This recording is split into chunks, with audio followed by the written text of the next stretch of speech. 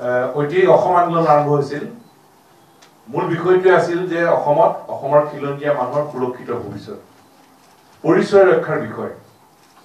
এই বিষয়টো লৈ অসম আন্দোলন আৰম্ভ হৈছিল আৰু অসম আন্দোলন 6 বছৰ হ'ল।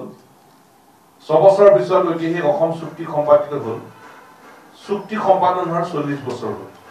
অৰ্থাৎ যোৱা 46টা বছৰে আমি অসমৰ খিলঞ্জীয়া মানুহে কৈয়ে আছো, দাবী জনাই আছো যে এইখন অসম আমাৰ, আৰু এইখন অসমত আমাৰ বিভিন্ন জাতি জনজাতি জনগোষ্ঠী ধৰ্মাৱলম্বী লোকেৰে গঠিত খিলঞ্জীয়া মানুহৰ আমাৰ প্ৰভুত্ব থাকিব লাগে। সৰ্বকালৰ কাৰণে নিৰ্ণায়ক অধিকাৰ নিশ্চিত হ'ব লাগে।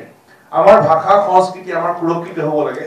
আজু ককা দিনৰ মাটি টুকুৰাৰ ওপৰত আমাৰ অধিকাৰ নিশ্চিত হ'ব লাগে। আমাৰ ৰাজনৈতিক অধিকাৰ সুৰক্ষিত হ'ব লাগে। ইয়াত যাতে অসমত যাতে খিলঞ্জীয়া মানুহে খিলঞ্জীয়া মানুহৰ ভৱিষ্যত নিয়ন্ত্ৰণ কৰিব পাৰে, নিৰ্ণয় কৰিব পাৰে, সেই অধিকাৰ নিশ্চিতভাৱে দিব লাগে।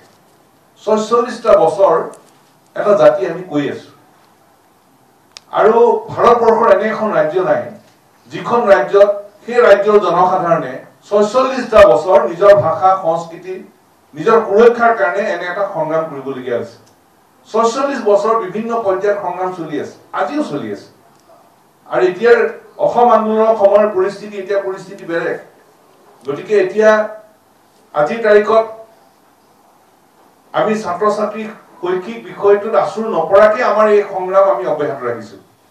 আৰু এই কথাও আমি আজিৰ তাৰিখত ক'ব লাগিব যে আজি যিসকল ছাত্ৰ ছাত্ৰী, এই ছাত্ৰ ছাত্ৰীসকলে অসম আন্দোলন দেখা নাছিল, অসম আন্দোলন শুনিছিল, কিন্তু তেওঁলোকৰ দেউতাক মাক দেউতাকে আন্দোলন কৰিছিল।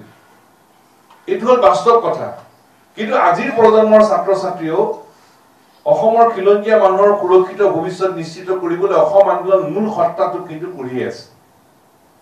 এইটো হ'ল বাস্তৱ কথা। সেই সময়ৰ অসম আন্দোলনৰ মূল সত্তাটো, যিটো সত্তা হ'ল যে নিজৰ মাতৃভূমিত নিজৰ পৰিচয় ৰক্ষাৰ বিষয়, সেই বিষয়টো আজিৰ প্ৰজন্মইও কঢ়িয়াই লৈ আছে। কাৰণ এইখন অসমত অসমৰ খিলঞ্জীয়া মানুহৰ প্ৰভুত্ব থাকিব লাগিব, সৰ্বকালৰ কাৰণে নিৰ্ণায়ক অধিকাৰ নিশ্চিত হ'ব লাগিব। এই পটভূমিতেই আমি 16খন ছাত্ৰ সন্থাই কৈছো যে সমস্যাৰ সমাধান ক'ত?